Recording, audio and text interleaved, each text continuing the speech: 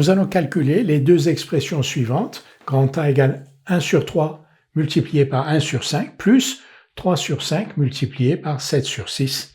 Et B égale 3 multiplié par 11 sur 20 moins 2 sur 5 multiplié par 7 sur 3.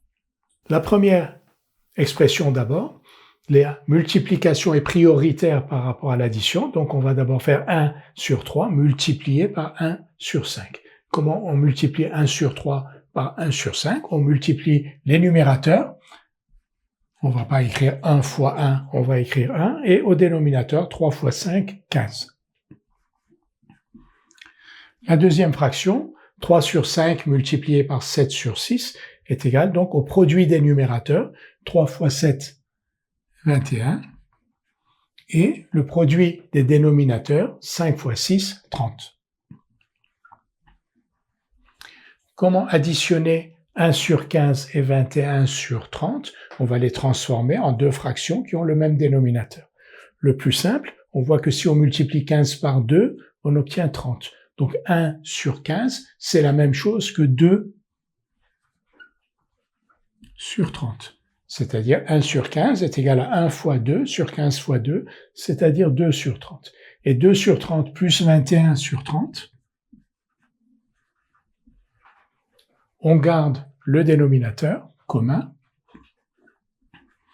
Et au numérateur, on va mettre la somme des deux numérateurs, c'est-à-dire 23.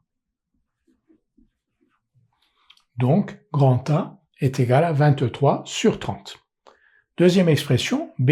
B égale 3 fois 11 sur 20 moins 2 sur 5 multiplié par 7 sur 3.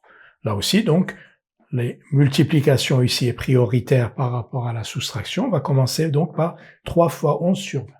3 fois 11 sur 20, on garde le dénominateur 20, donc on est en train de multiplier un nombre par une fraction, et au numérateur, on va mettre 3 fois 11. 3 fois 11, 33. Moins, ici, on a le produit de deux fractions. Donc le produit de deux fractions, au numérateur, on va mettre le produit des numérateurs, et au dénominateur, le produit des dénominateurs. Au numérateur, donc moins 2 fois 7. Moins 2 fois 7, c'est moins 14. Parce que plus par moins, moins, et ensuite 2 fois 7, 14. Au dénominateur, 5 fois 3, 15. On veut additionner, on veut soustraire 33, donc on veut soustraire moins 14 sur 15 à 33 sur 20. Il faut les réduire, il faut donc transformer ces fractions en deux fractions qui ont le même dénominateur. Comment faire? Donc on va chercher comment transformer ces deux fractions en des fractions qui ont le même dénominateur. On va considérer les multiples de 20. 1 fois 20, 20, 2 fois 20, 40, 3 fois 20, 60. Ici, les multiples de 15, 1 fois 15, 15, 2 fois 15, 30, 3 fois 15, 45, 4 fois 15, 60. Donc on retombe sur 60. On va donc, si on multiplie le dénominateur ici par 3 et le dénominateur ici par 4, on obtient un dénominateur commun qui est 60. Donc on va écrire 33 sur 20 égale 33 fois 3 sur 20 fois 3. Quand on a une fraction, on peut multiplier le numérateur et le dénominateur par un même nombre non nul et on obtient une fraction équivalente. Donc 33 sur 20 est égal à 33 fois 3 sur 20 fois 3.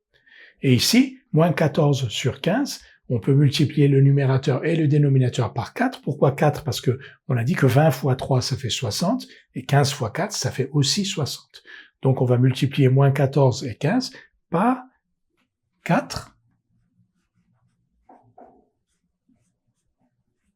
Et ici, 4. On va donc obtenir, à la place de ces deux fractions, deux autres fractions qui leur sont égales, bien sûr, avec le même dénominateur, ici 60. Là, 3 fois 33, 99. Et ici, 4 fois moins 14, moins 56 sur 60. Maintenant, on a deux fractions qui ont le même dénominateur. On garde ce dénominateur et on soustrait les numérateurs. retrancher moins 56, c'est additionner son opposé. Additionner son opposé, c'est donc 99 plus 56 que l'on divise par 60. 99 plus 56, ça fait 155. Donc le résultat est 155 sur 60, que l'on peut simplifier parce que 155 et 60 sont tous les deux divisibles par 5, puisque leur chiffre des unités est égal à 5 pour le numérateur et 0 pour le dénominateur. Si on divise par 5 155, on obtient 31, et si on divise 60 par 5, on obtient 12. Donc, grand B est égal à 31 sur 12.